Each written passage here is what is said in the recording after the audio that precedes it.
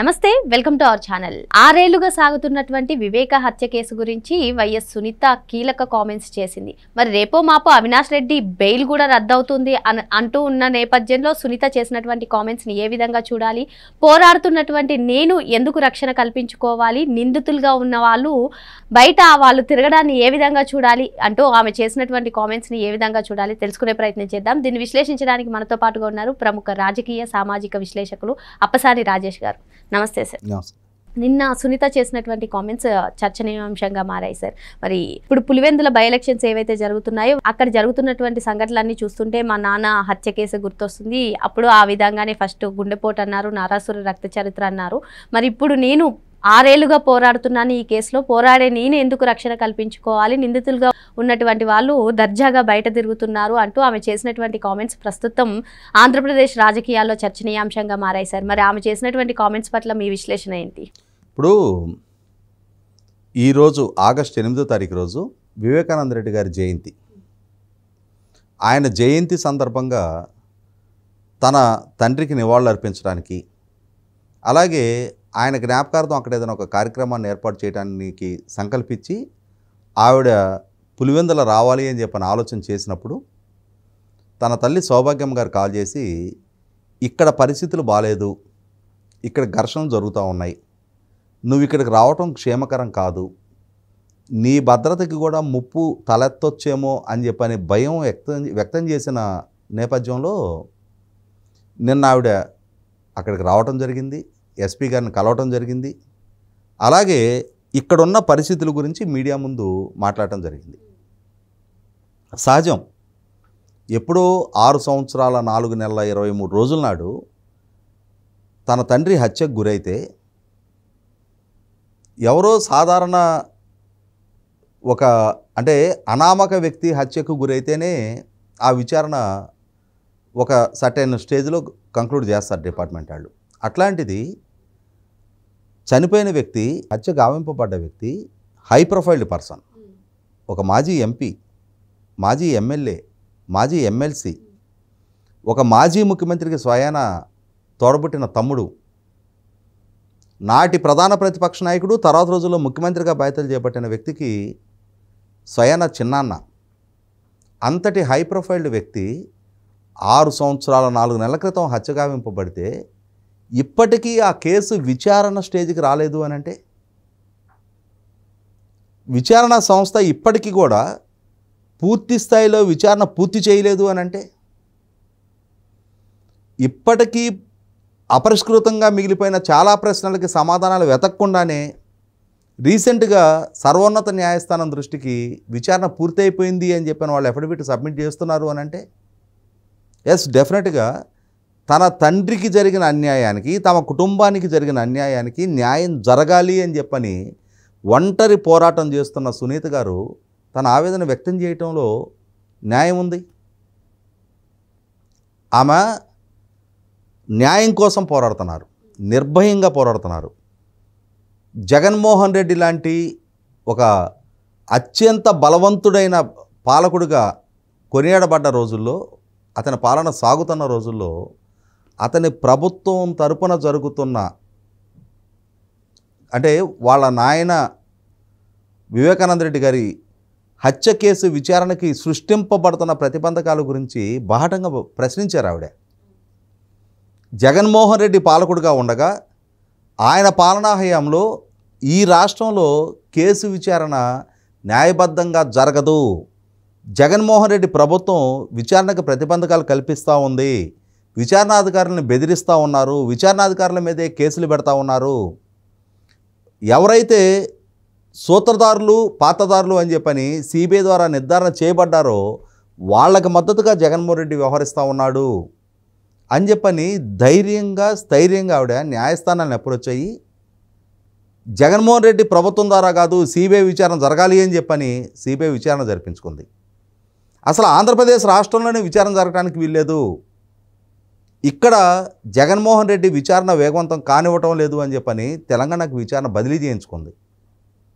అటువంటి వీరోచిత పోరాటం చేసిన ఆమె ఇవాళ అక్కడున్న పరిస్థితులు పరిణామాలను చూసి ఎవరైతే సొత్తదారులు అని చెప్పని సిబిఐ ద్వారా నిర్ధారణ చేయబడిందో వాళ్లే ప్రజాప్రతినిధులుగా అక్కడ చలామణి అవుతూ వాళ్లే కండిషన్ బెయిల్ మీద ఉంటూ కూడా అక్కడ ప్రజలను భయకంపితులను చేస్తూ అక్కడ ఇప్పుడు జరుగుతూ ఉన్న జడ్పీటీసీ ఉప ఎన్నిక నేపథ్యంలో ఆ ఉప ఎన్నికలో కూడా ప్రజలను భయకంపితులను చేసే ప్రయత్నం చేస్తూ ఉన్న సందర్భంగా పోలీసుల మీద తిరగబడుతూ ఉన్న సందర్భంగా నాడు ఏ విధంగా పోలీసులను బెదిరించి హత్య కేసు సాక్ష్యాధారాల మొత్తాన్ని చెరిపేసి పోలీసులను విచారణ కూడా చేసుకోనికుండా అడ్డుకొని దాన్ని తమ రాజకీయ ప్రత్యర్థులకు ఆపాదించే ప్రయత్నం చేసి నాటి ముఖ్యమంత్రికి ఆపాదిస్తూ పేపర్లో కథనాలు రాయించి ఎన్నికల్లో ప్రచారాస్త్రంగా మలుచుకొని రాజకీయంగా లబ్ధి పొందారు.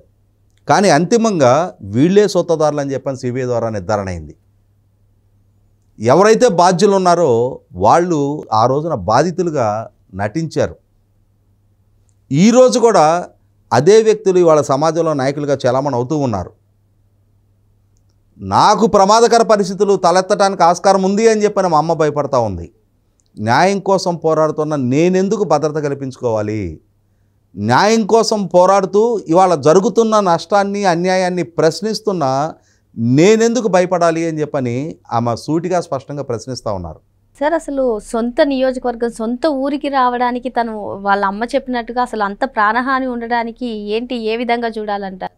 ఇక్కడ సౌభాగ్యమ్మ గారు ఆమె భర్తని అత్యంత దారుణంగా హత్య చేస్తున్న నేపథ్యంలో ఆమెకున్న ఏకైక సంతానం డాక్టర్ సునీత గారు ఆమె చేస్తున్న ఒంటరి పోరాట నేపథ్యంలో తన కుమార్తె భద్రతకి ఏదైనా ప్రమాదం తలెత్తడానికి ఆస్కారం ఉందేమో, ఎందుకంటే ఆ ప్రత్యర్థుల కిరాతకం గురించి ఆమెకు అవగాహన ఉంది కాబట్టి, వాళ్ళు కూడా కుటుంబ సభ్యులే కాబట్టి వాళ్ళ నేర స్వభావం వాళ్ళ నైజం గురించి ఆమెకు స్పష్టమైన అవగాహన ఉంది కాబట్టి తన కుమార్తె భద్రత రీత్యా ఆమె ఆందోళన వ్యక్తం చేయడం అర్థం చేసుకోదగ్గదే. తల్లి మనసు నా కూతురికి ఏమైనా జరుగుతుందేమోనని చెప్పనే భయం వ్యక్తం చేయడంలో అర్థం ఉంది. ఎందుకంటే డాక్టర్ సునీత గారే గతంలో మీడియా ముందు చెప్పిన విధంగా తాను చేస్తున్న ఈ పోరాటం నేపథ్యంలో తమకి సన్నిహితులుగా ఉన్నవాళ్ళు తమ శ్రేయోభిలాషులే రేపటి రోజున నీకేదైనా ప్రమాదం తలెత్తడానికి ఆస్కారం ఉందేమో, నీ పిల్లలకి నష్టం కలుగుతుందేమో ఆలోచించుకోమని చెప్పని కూడా సున్నితంగా నన్ను హెచ్చరించారని చెప్పని కూడా చెప్పడం జరిగింది. కాబట్టి ఏంటంటే ఇక్కడ తల్లి మనసు ఆమెకు ఉన్న ఆందోళన రీత్యా తన కుమార్తె క్షేమంగా ఉండాలని చెప్పని కోరుకుంటూ ఇంకొక ప్రమాదాన్ని ఎదుర్కోలేని, ఎందుకంటే సహజంగా ఆ ఏజ్ పరంగా చూసుకున్నప్పుడు సీనియర్ సిటిజన్స్ ఒక ట్రాజడీని ఫేస్ చేసిన తర్వాత ఇంకొక ట్రాజడీ ఎదురు కాకూడదని చెప్పని కోరుకుంటారు. వాళ్ళ నైజం తెలిసిన తర్వాత వాళ్ళు చేసే కిరాతకపు పనుల గురించి అవగాహన ఉన్న నేపథ్యంలో తన కుమార్తెకు ఎటువంటి ప్రమాదం తలెత్తకూడదని చెప్పని కోరుకోవటాన్ని మనం తప్పట్టాల్సిన అవసరం లేదు. అయితే ఇక్కడ గమనించుకోవాల్సింది ఏంటి అంటే డాక్టర్ సునీత గారు ఎన్నాళ్ళు న్యాయం కోసం పోరాడాలి? ఎస్, చాలా అర్థవంతమైన ప్రశ్న అది. 6 సంవత్సరాల 4 నెలల 23 రోజులుగా ఒక హత్య కేసు విచారణ ఇంకా కొలిక్కే రాకపోవటం అనేది దేశ అత్యున్నత విచారణా సంస్థకు కూడా అవమానకరం. అది ఇవాళ చాలా క్రిటికల్ కేసులు అనుకున్నవి సిబిఐకి రిఫర్ చేస్తారు. సిబిఐకి రిఫర్ చేసిన కేసుల్లో 6 సంవత్సరాల పాటు వాళ్ళ ఆ కేసునే ఒక కొలిక్కి తేలేకపోతే ఆ కేసులో అక్యూజ్డ్గా ఉన్న వాళ్ళు ఇవాళ ప్రజా జీవితంలో రాజకీయాల్లో కొనసాగుతా కీలక పదవుల్లోకి వస్తూ ఆ పదవులను అడ్డం పెట్టుకొని సాక్షుల్ని బెదిరిస్తూ, ఎందుకంటే ఇక్కడ కళ్ళ ముందు స్పష్టంగా కనిపిస్తూ ఉంది అక్యూజ్డ్గా ఉన్న దేవిరెడ్డి శివశంకర్ రెడ్డి కొడుకు డాక్టర్ చైతన్యారెడ్డి, అతను మెడికల్ క్యాంపు పేరిట జైల్లోకి ఎంటర్ అయ్యి దస్తగిరిని ఏ విధంగా బెదిరించింది, ప్రలోభ పెట్టడానికి ప్రయత్నం చేసింది చూసాం మనం. స్పష్టమైన సీసీటీవీ ఫుటేజ్తో సహా దొరికిన తర్వాత చైతన్యారెడ్డి మీద ఆనాటి అతనికి సహకరించిన జైలు అధికారుల మీద కూడా కేసులు నమోదు చేసి విచారణ చేపడతా ఉన్నారు. కానీ ఇప్పటి వరకు ఆ కేసు కూడా ఒక కొలిక్కి రాలా. వీటన్నిటి నేపథ్యంలో డాక్టర్ సునీత గారు ఈ కేసుల విచారణలన్నీ వేగవంతం కావాలి, ఒక లాజికల్ కంక్లూషన్కి రావాలి, ట్రయల్ స్టేజ్ బిగిన్ కావాలి, ఎవరైతే బాధ్యులు అని చెప్పని సిబిఐ నిర్ధారణ చేసిందో వాళ్ళకి శిక్షలు ఖరారు కావాలి అని చెప్పని కోరుకుంటా ఉన్నారు. ఇటువంటి వ్యక్తులు ప్రజా జీవితంలో కొనసాగడానికి వీల్లేదు అని చెప్పని ఆవిడ ఆశిస్తూ ఉన్నారు. ఆమె ఇంకొక అంశం కూడా చెప్పారు. హత్య సంఘటన అంటే గతంలో చెప్పారు, ఇప్పుడు కూడా చెప్పారు. హత్య జరిగిన రోజున ముందు దాన్ని సహజ మరణంగా ప్రచారం చేశారు, తర్వాత తెలుగుదేశం నాయకులకు ఆపాదించే ప్రయత్నం చేశారు. సహజ మరణంగా ఎవరైతే ప్రయత్నం చేశారో వాళ్ళే అది హత్య అని చెప్పి నిర్ధారణ అయిన తర్వాత అక్కడ స్థానిక తెలుగుదేశం నాయకులు సతీష్ రెడ్డి, బీటెక్ రవి గారు, అలాగే నాడు మంత్రిగా ఉన్న జమ్మలమడుగు శాసనసభ్యుడు ఆదినారాయణ రెడ్డి గారు, వీళ్ళ ముగ్గురు పేరిట వీళ్ళ ప్రమేయంతో ఈ హత్య జరిగింది అని చెప్పని కంప్లైంట్ ఇవ్వమని చెప్పని ఆమె దగ్గర కంప్లైంట్ రాసుకొని వచ్చారు. అది చూసిన తర్వాత ఏ విధమైన ఎవిడెన్సెస్ లేకుండా వాళ్ళ పేరిట కంప్లైంట్ ఇవ్వడానికి ఆమె సిద్ధపడలా. ఈరోజు నాడు ఎవరైతే అవినాష్ రెడ్డి ద్వారా సతీష్ రెడ్డి పేరు ప్రస్తావన చేశారో ఇవాళ అదే సతీష్ రెడ్డి, అవినాష్ రెడ్డి కలిపి రాజకీయం చేస్తూ ఉన్నారు. ఇవాళ వాళ్ళిద్దరూ కలిసి అక్కడ స్థానిక పోలీసుల మీద దౌర్జన్యం చేస్తూ ఉన్నారు, బెదిరిస్తూ ఉన్నారు. ఇదే అంశాలను ఆమె ప్రస్తావించింది. అంటే ఆ రోజు సతీష్ రెడ్డి మీద కేసు పెట్టమన్నారు. సతీష్ రెడ్డి మీ రాజకీయ ప్రత్యర్థి కాబట్టి, ఇవాళ సతీష్ రెడ్డి మీ పక్కన ఉన్నాడు కాబట్టి మీరు ఇరువురు కలిసి రాజకీయం చేస్తూ ఉన్నారు. ఈ అవకాశవాద రాజకీయాల గురించి కూడా ఆమె పదే పదే ప్రస్తావిస్తూ వస్తున్నారు.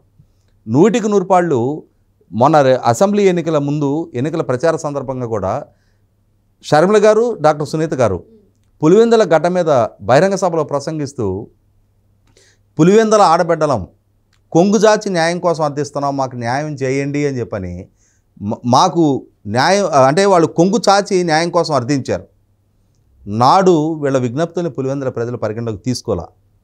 కానీ వీళ్ళ విజ్ఞప్తిని పరిగణలోకి తీసుకోకుండా అవినాష్ రెడ్డిని, జగన్మోహన్ రెడ్డిని గెలిపించిన ఇవాళ ఎన్డీఏ కూటమి ప్రభుత్వంలో కీలక స్థానంలో ఉన్న బీటెక్ రవి తన సతీమణిని అక్కడ స్థానిక జడ్పీటీసీ అభ్యర్థిగా పోటీకి నిలబెట్టిన నేపథ్యంలో ఇవాళ ప్రభుత్వంలో కీలకంగా ఇన్ఫ్లుయెన్స్ కలిగిన బీటెక్ రవి ప్రజలతోటి నిత్యం మమేకమై ఉండే నాయకుడు కావటం వల్ల అతనికి అండగా నిలబడిన పక్షంలో అసెంబ్లీకి అడుగుపెట్టిన జగన్మోహన్ రెడ్డి వెనక ర్యాలీ అవ్వటం కన్నా ప్రభుత్వంతో పరపతి కలిగిన బీటెక్ రవి వెనక అండగా నిలబడిన పక్షంలో రేపటి రోజున తమ సమస్యలకి, తమ ప్రాంత అభివృద్ధికి బీటెక్ రవి తోడ్పడగలుగుతాడన్న ఒక నమ్మకంతో పులివెందుల ప్రజలు కూడా బీటెక్ రవి వెనక ర్యాలీ అవుతున్నారు.